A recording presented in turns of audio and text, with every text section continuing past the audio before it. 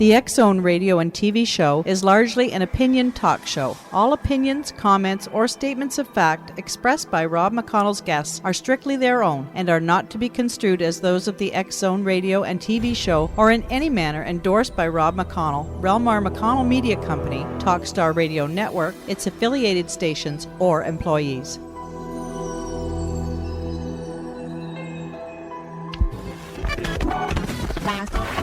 All Hit Radio.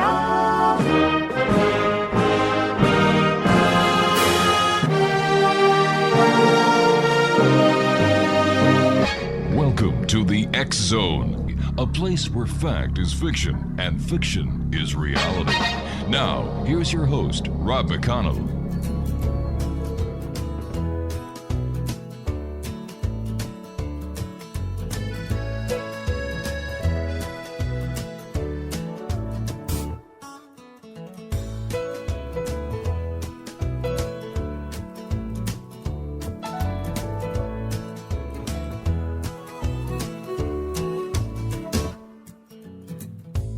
If I had $1 million, if I had $1 million, well, I'd buy you a house.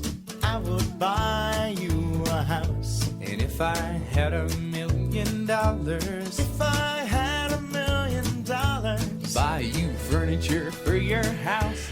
And welcome back to the X Zone, everyone. My name is Rob McConnell, coming to you from our studios in Hamilton, Ontario, Canada. Worldwide toll free. 1-800-610-7035. Email xzone@xzoneradiotv.com. On MSN Messenger, xzoneradiotv@hotmail.com, and our website, www.xzoneradiotv.com. My guest this hour is Gerard Aartsen, and we're going to be talking to Gerard about UFOs this hour. Now, through his research into the work of George Adamski, arguably the most famous of early contactees, our guest this hour, Gerard, has uncovered the true significance of the coming of UFOs and the increased sightings. He reframes the discussion about the relevance of Adamski's mission in preparation for for a complete restructuring of our world. Joining me now from the Netherlands is Gerard Aartsen. And Gerard, welcome to the X Zone. Thank you very much, Rob. Thanks for having me. It's great talking to you, Gerard. Tell our listeners a little bit about who George Adamski was. George Adamski was the first American, in any case, and the first person in the world, I believe, to write about his experiences, to come out about his experiences of seeing a flying saucer land almost in front of him and speaking to one of the occupants. There have been other people after him who came out with their stories. Some of them happened apparently before Adamski's meeting in the desert. It was on the 20th of November in 1952. But Adamski was the very first person to come out with that and to write about it and speak about it openly. Now tell me, Gerard, why do you think that the Adamski sighting and the Adamski contact is still relevant in today's society? It's very much relevant because it was really the first contact case that received so much world attention around the world, and the purpose for that attention was to make the people, the Earth's population, aware of the fact that we're not alone. But because he was drawing so much attention, and he was asked to bring a message of hope in the midst of the Cold War, the psychological threat that was going on between the Soviets and the Americans, the authorities decided that they wanted nothing of it, and started a disinformation campaign, basically, to make him and other contactees look ridiculous, and started to deride him and defame him. So that by the early 1960s, nobody was taking him or most of the other contactees seriously anymore, with a lot of conspiracy theories as a result. So the relevance of Adamski's case is, apart from the fact that it's been kept from the public, is that we need to be aware as a human race that we are not the only intelligent life in the universe, far from it, in fact. And there are people out there who are concerned about our well-being, not only, but also about the well-being of our solar system. And that's why they're here. All right, you and I have to take a 2-minute commercial break. Gerard, we'll be right back. I want to thank you so much for joining us. Exo Nation, this is going to be a very interesting hour.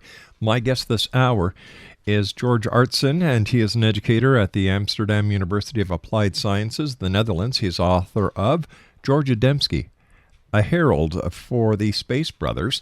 His website is www.bgapublications.nl. That's www.bgapublications.nl. And Gerard and I will be back on the other side of this commercial break, continuing our conversation about Georgia Dembski, UFOs, contacts, and much more as the X Zone continues. This hour, as we do every hour and have for the past 20 years, from our studios in Hamilton, Ontario, Canada. My name is Rob McConnell. Don't go away.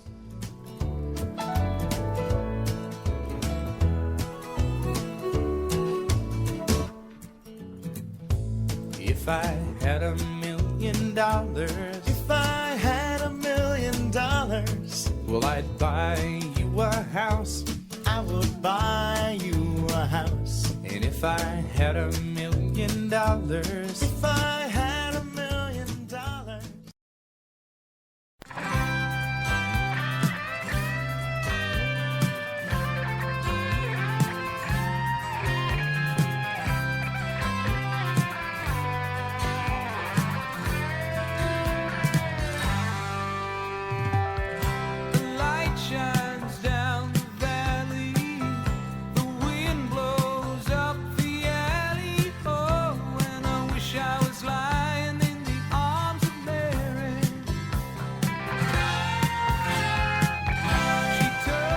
And welcome back to the X Zone. My special guest this hour is Gerard Aartsen. His website is www.bgapublications.nl. And we're speaking to Gerard from his home in Amsterdam in the Netherlands. We're talking about the spirituality basically behind UFOs. Georgia Dembski is the first topic that we're talking about. And I must ask you, Gerard, why do you think that it was Georgia Dembski who was chosen to have first contact? That's a hard one, a tough one to answer. My guess would be based on what I found out about him, and that not many people believe, and I can't blame them. But he seems to have been a soul from the planet Venus who came into incarnation on our planet. For this mission, particularly for this mission, and in fact, he was trained as a teenager in Tibet by the masters. Some would call them yogis, but I think they're a bit more than yogis. Masters of wisdom who have their ancient retreats in the mountains of Tibet and other places. And he was sent there as a teenager to be trained and in a way for his future mission as the first person to speak to the world and write for the world about the extraterrestrial presence. How do we know that Georgia Dembski really did have contact and that he just wasn't a glory seeker? Well, many people have accused him of being in it for the money, but he never really had any personal effects to speak of. And he really only did what he was asked to do. He endured a lot of ridicule and defamation. So his career in that respect wasn't a pleasant one. But he held on to it, and he always stuck to the facts as he had presented them from the beginning. And I think it says a lot for him in terms of character. Now, and for the rest, I think it's up to people to read his books. Most of his books, or relevant books in terms of the UFO phenomenon, are still available secondhand and even new from the Georgia Dembski Foundation. So his material is still in print. In Japan, by the way, very interesting. They have his collected writings, and just 2 years ago they added a 9th volume to his collected writings in Japanese. So people there seem to think he's still very, very relevant. Now tell me, where did your interest in UFOs and Georgia Dembski come from? I've been a student of what is called the ageless wisdom teachings, the teachings of the ages. The teachings really that are at the core of every religion, every major school of philosophy. And perhaps people have heard of Madame Blavatsky, and Alice Bailey. So I started studying those teachings, and at one point during my research and study, I came across George Adamski's first book, and that is called Wisdom of the Masters of the Far East. Madame Blavatsky, if listeners don't know that, was the first of a series of disciples to take the teachings, the Ageless Wisdom teachings, to a new audience, a Western audience, that was really very enamored with the Enlightenment school of science and philosophy.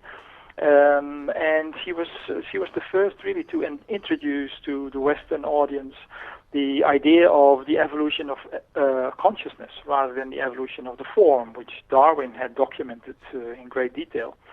But she said the evolution of form is really there to facilitate the evolution of consciousness. And through almost seemingly endless string of incarnation after incarnation, we slowly come to a point of perfecting the expression of our real divine nature, our divine essence, if you will.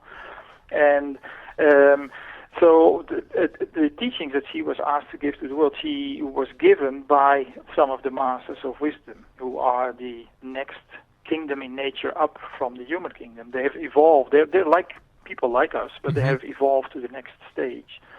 And many of them have stayed behind to guide and inspire humanity. And as I just mentioned, George Adamski studied as a teenager with some of the Masters of Wisdom, and his first book contains, it's a very small booklet, but it contains everything really that people need to know about the wisdom teachings and the spiritual basis of life. You know, it's not the size of the book that matters; it's the content of the book.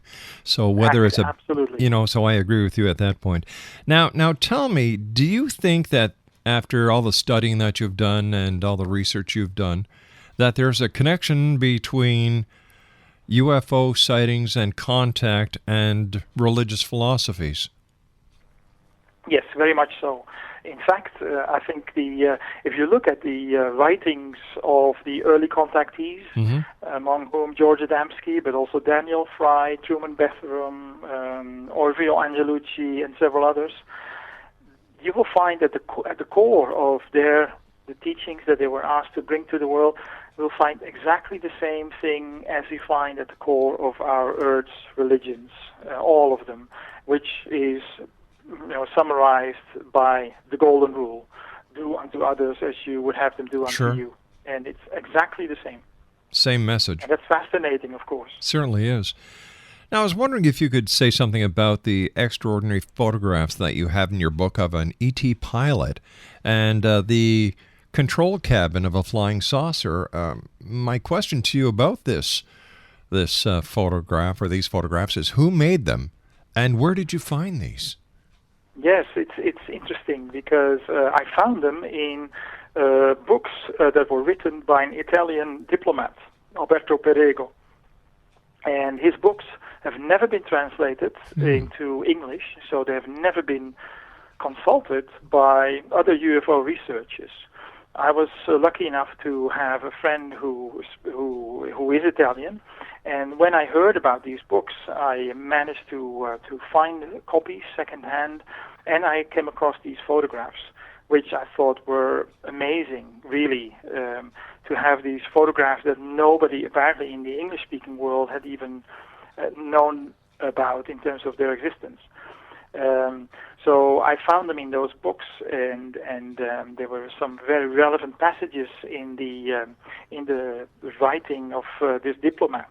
This was someone in the service of the Italian government for many years, and he served represented his government, his country, in many countries around the world.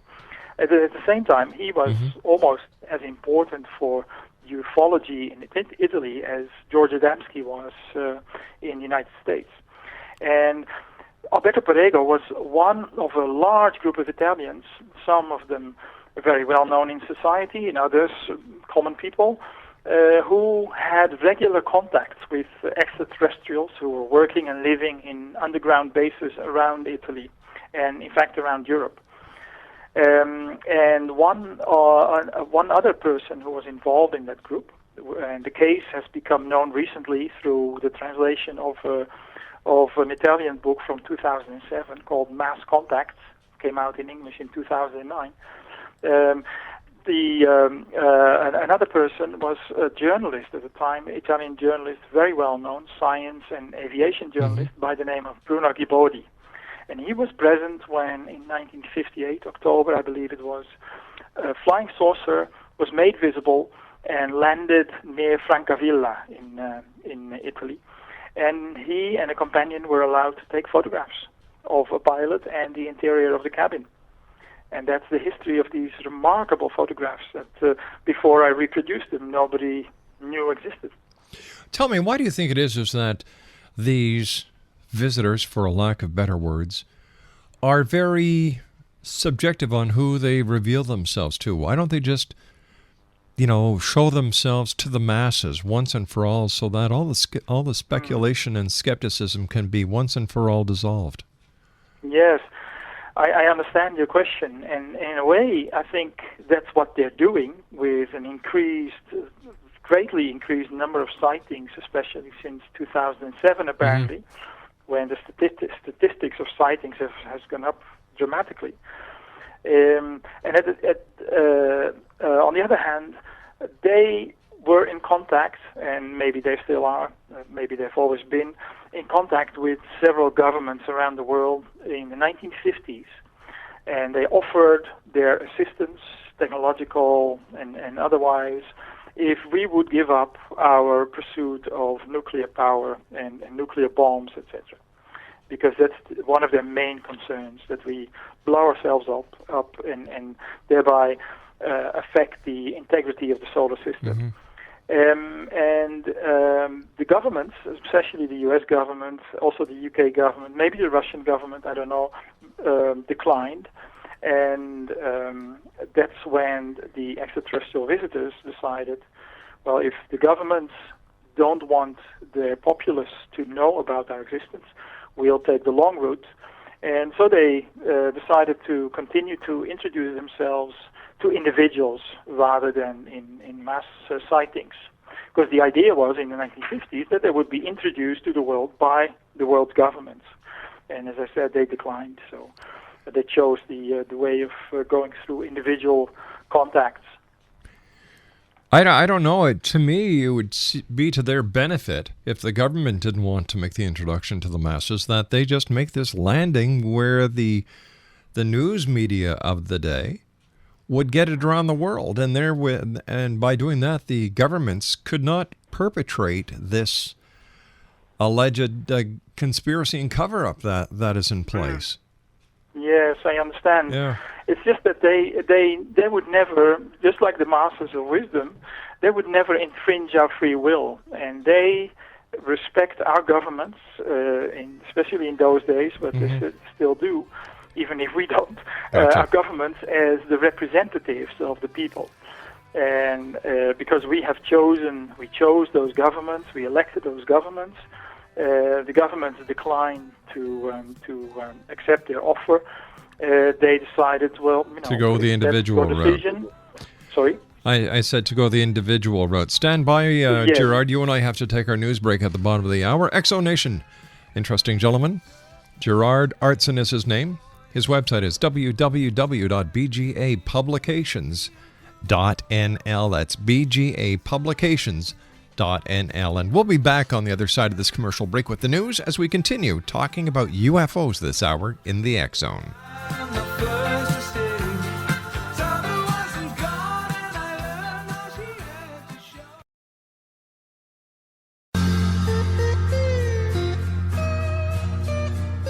You're listening to the X Zone Radio Show, live and around the world on the Talkstar Radio Network, X Zone Broadcast Network, UK High Definition Radio, Euro High Definition Radio, and Star Cable. Our toll-free telephone number worldwide is 1-800-610-7035. Our email address, xzone@xzoneradiotv.com. On MSN Messenger, xzoneradiotv@hotmail.com, and our website, www.xzoneradiotv.com. Bring it home, baby, make it soon.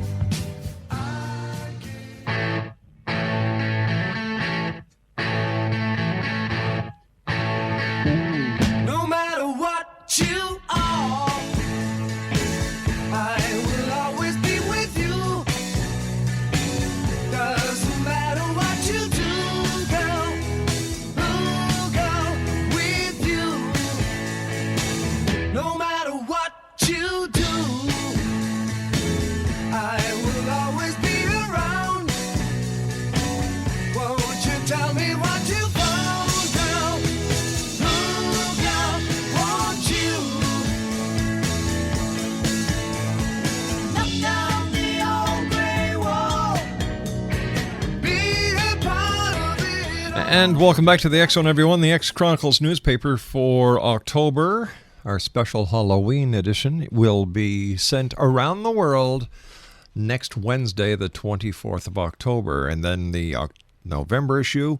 And then, of course, our second biggest issue is our December edition of the X Chronicles newspaper. Now, if you'd like to read online versions, just go to www.xchronicles-newspaper.com/newspaperstand.htm.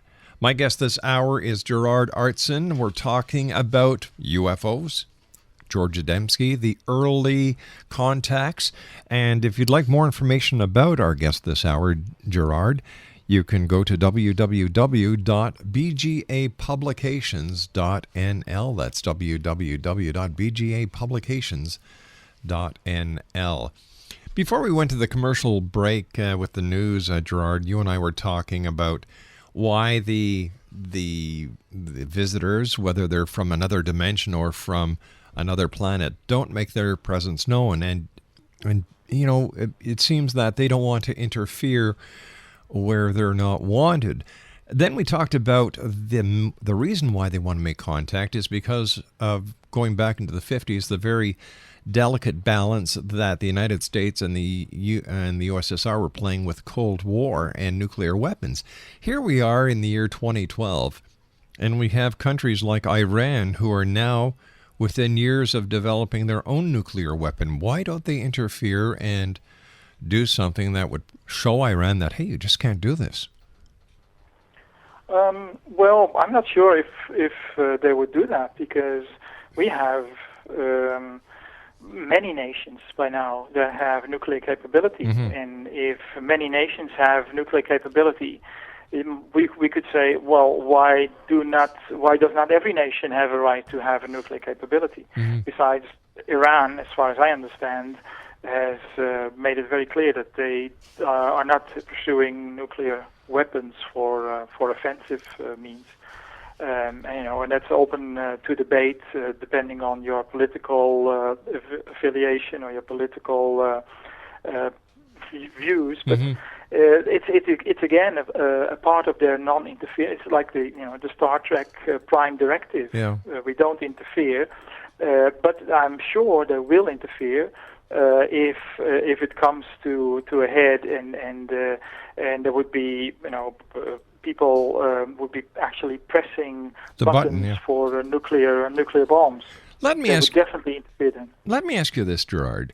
Where do you think these visitors come from? Do you think that they're from other planets in the solar system, outside the solar system, or are they interdimensional travelers? I'll tell you what I know. Okay. Because I haven't met any of them myself. But George Adamski insisted throughout his life, from his first meeting, that they came from Venus, Mars, and other planets, Saturn, other planets in our solar system. His views were supported, corroborated by Wilbur Smith, your own very own Canadian government researcher into aerial phenomena in the 1950s. Again, also by Bruno Ghibodi, the Italian journalist that I mentioned. These are just some people that I know of who insist that they are from planets within our own solar system. The point is that in general, we don't see that life is the cause rather than an effect of a chemical accident somewhere in the back alley of the Milky Way. Gotcha. Life is the cause of everything. And so whatever we see in the universe is an expression of that life. And in life, for that matter, doesn't need a dense physical, solid physical form to express itself in. It may also express in matter of higher vibration, which is out of our range of vision, but therefore still, is still physical.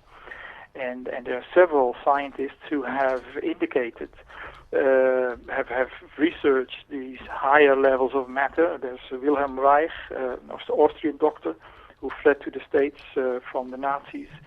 There's Rupert Sheldrake, a more recent British biologist who talks about morphogenetic fields and informative causation. And we have our own scientists who are chasing this elusive God particle, the Higgs boson, which they now think they may have found a trace of, in order to establish for a fact the existence of 96% of the known universe. So there's a whole layer of matter that we haven't quite managed to measure and to establish with our own limited scientific means. So I have no problems in believing Adamski and Smith and Ghibodi, who say that they are from the other planets in our system, except on a level of matter where we can't see them, just because the rate of vibration of their atoms is higher in their natural state. If they want to be seen, really all they need to do is sort of flick a switch, and they lower the rate of vibration of the atoms of their ships and their bodies, and we can see them. And the next moment, they flick back the switch, they'll be invisible again. So basically, like on Star Trek with the Klingons and their cloaking device. Something like that, although that would be more of a device to go invisible for enemies or whatever. But for them, it's more of their natural state, and whenever they are seen, it's because they want to be seen. It's not a matter of coincidence or anything like that. Gerard, you say your book examines the UFO phenomenon against the background of the global changes taking place. Can you elaborate on this, and what changes are you talking about? Well, as we can see, it's very interesting. It's such an exciting time to live right now, because we can see all the traditional structures falling by the wayside, crumbling before our eyes, the political system, the financial system, the economic system, the educational system. One by one, it's clear that they are no longer working, no longer fulfilling the needs of the people. And governments, elections don't really result into favorable conditions for forming a government. When governments are formed, they have no real vision of how to get out of this economic problem. All our structures are based, especially in the last 40 years, on greed and competition, it seems, and separation and conflict.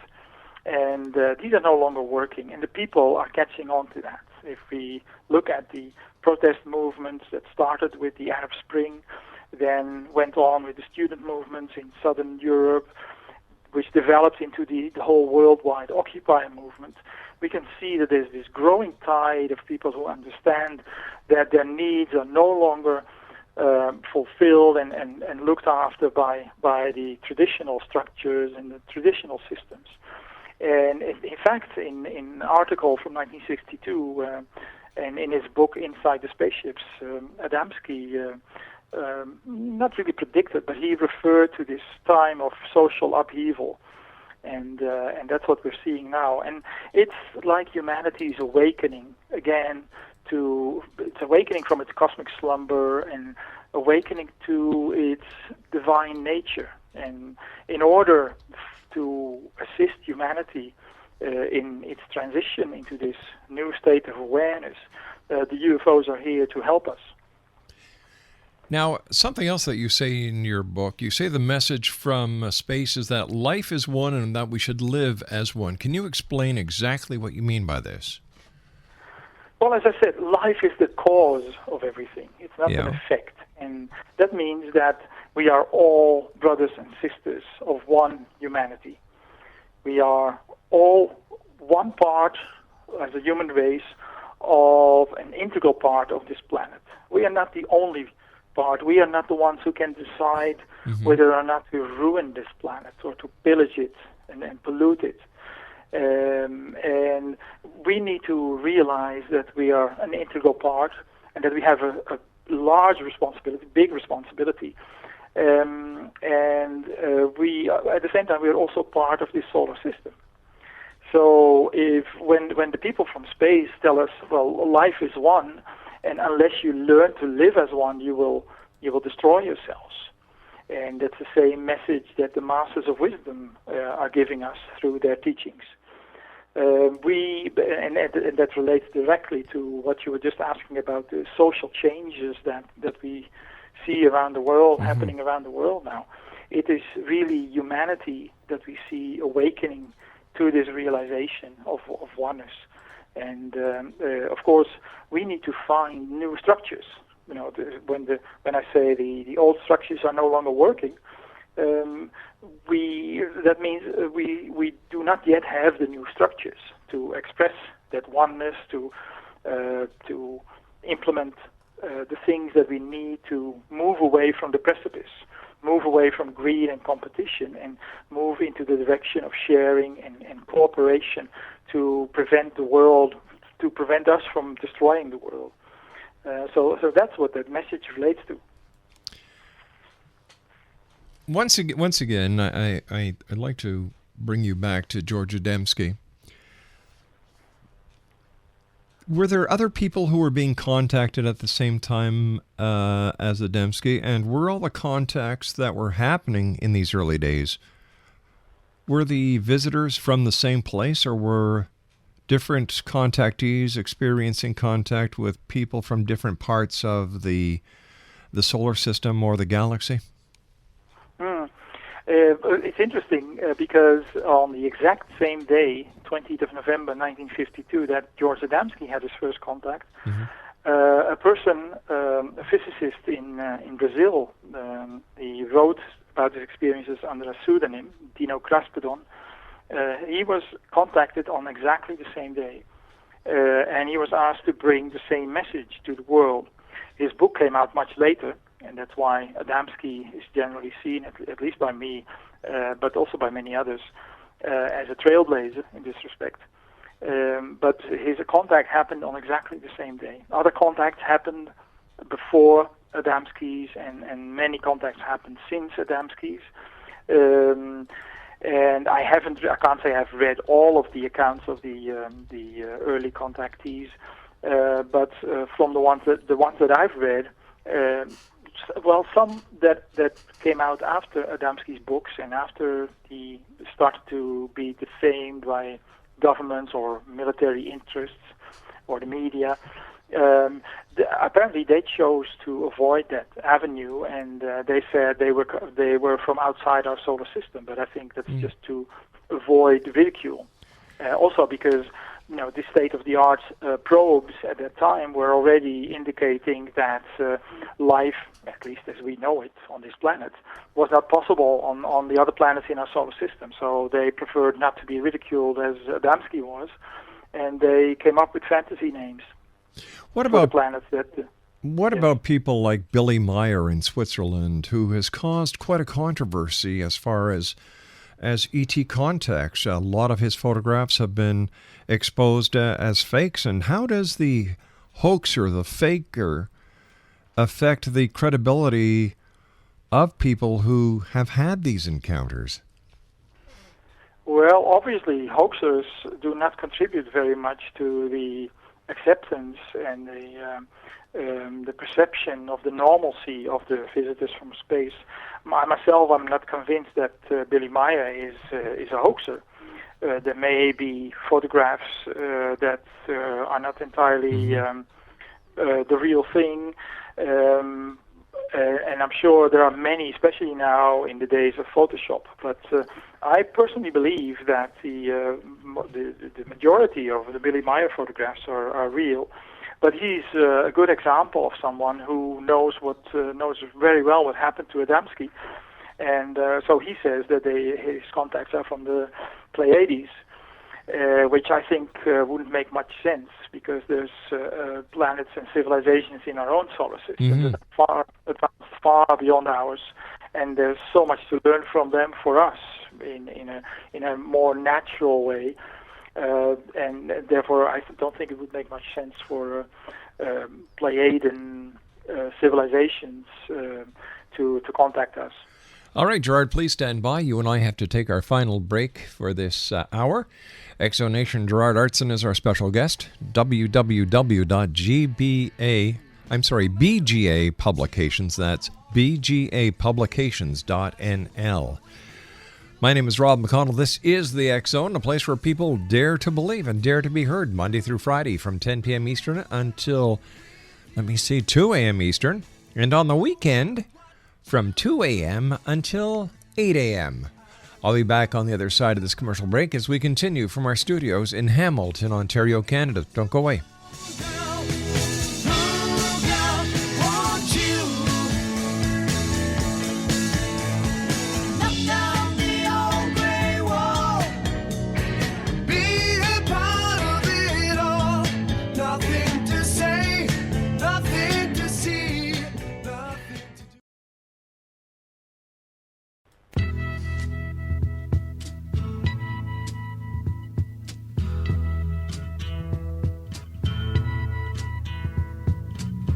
Something happening here.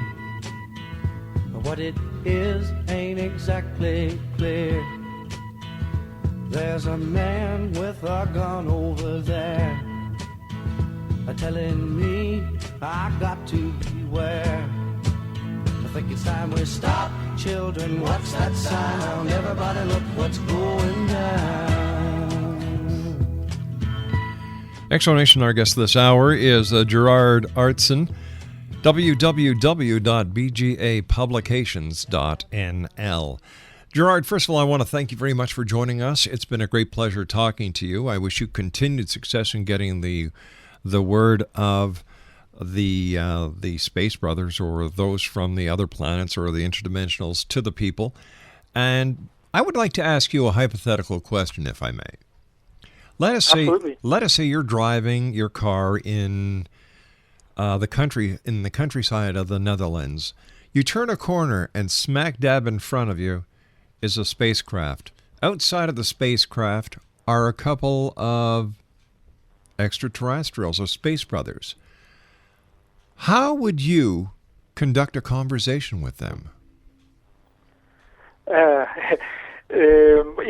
If they wanted a conversation with me, I'm sure they'd be able to make that known telepathically. What would you ask them? What questions would you ask? Sorry? What questions would you ask? What questions would I ask? I think the first question would be, could you take me along for a ride? I think everybody would like that. Exactly, yeah. I would not pass on that one. No. I remember one time sitting at the lunch table when I was still living with my parents, and that's what I told my mom. If I saw UFO land, I would get on without thinking about it. And she said, "But you don't even know if they'll have bread." Typical mother, right? You're very Typical practical. mother. Tell me, we've got about a minute left. So, do you think that if the population of the planet Earth was to fully comprehend and accept the notion that the extraterrestrials are here, that there would be a collapse of government and religion as we know it? Yes, quite definitely, and that's exactly the reason why they don't show en masse before governments acknowledge their existence. And they are only here in support of what's happening. And we're living in momentous times, momentous transitions taking place, and until humanity has reconnected with its spiritual source, with its spiritual essence, as expressed in all the many various religions, there will not be open contact with the extraterrestrial brothers and sisters. Gerard, I want to thank you ever so much for joining us. Please come back and see us again. I'd love to talk to you more about UFOs, Georgia Dembski, and contact. Thank you so much. It was my pleasure. Take care of yourself, and thank you once again. Exonation, our guest this hour has been Gerard Aartsen. We've been talking about Georgia Dembski, UFOs, as well as the spirituality behind UFOs. For more information, please visit his website, www.bgapublications.nl. That's www.bgapublications.nl.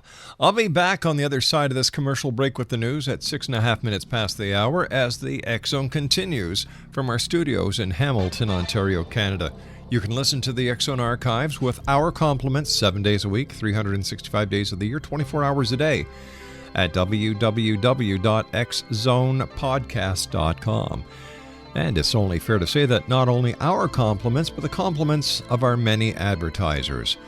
1-800-610-7035 worldwide toll-free. Email xzone@xzoneradiotv.com.